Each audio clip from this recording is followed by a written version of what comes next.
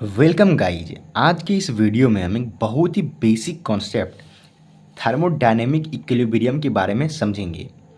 तो सबसे पहले हम ये देखते हैं कि इक्विलिब्रियम होता क्या है। ठीक है, इक्विलिब्रियम होता क्या है। तो इक्विलिब्रियम का एक सिंपल सा मतलब है ना, बैलेंस बैलेंस करना। ठीक है, बैलेंस करना।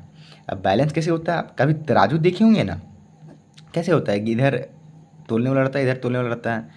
तो कैसे ये बैलेंस करके, अगर ये नीचे है तो थोड़ा सा ये बैलेंस करके ऐसे आ जाता है, इक्वल इक्वल इक्वल में आ जाता है।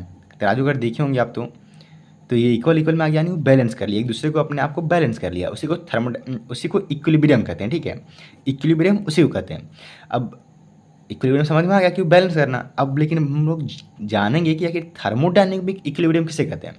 थर्मोडायनेमिक इक्विलिब्रियम तो मतलब जो थर्मोडायनेमिक इक्विलिब्रियम वह एक ऐसा इक्विलिब्रियम प्रोसेस है जिसमें thermal equilibrium, mechanical equilibrium, phase equilibrium और केमिकल इक्विलिब्रियम एक साथ हो।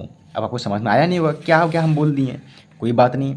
अब इसे अच्छा से समझें। देखिए, सबसे पहले हम थर्मोडायनेमिक इक्विलिब्रियम तभी बोलेंगे जब ये चारों प्रोसेस इक्विलिब्रियम कंडीशन में हो। तो सबसे पहले देखते हैं थर्मल इक्विलिब्रियम, मतलब कि टेम्परेचर में इक्वल। आपके स्क्रीन पर आ रहा होगा वीडियो, ठीक है, जिसमें आप देख रहे होंगे कि एक ठो कोई मेटल है जिसका टेम्परेचर कुछ 100 डिग्री सेल्सियस है, एक ठो और अदर मेटल है 20 डिग्री सेल्सियस है। दोनों को हम कंबाइन करते हैं तो ये 50 हो जा रहा है और ये भी 50 हो जा रहा है, ऐसा करके यानी टेम्परेचर हमारा इक्वल हो गया, यानी कि वही है थर्मल इक्विलिब्रियम, यानी कि इक्वलिटी ऑफ टेम्परेचर।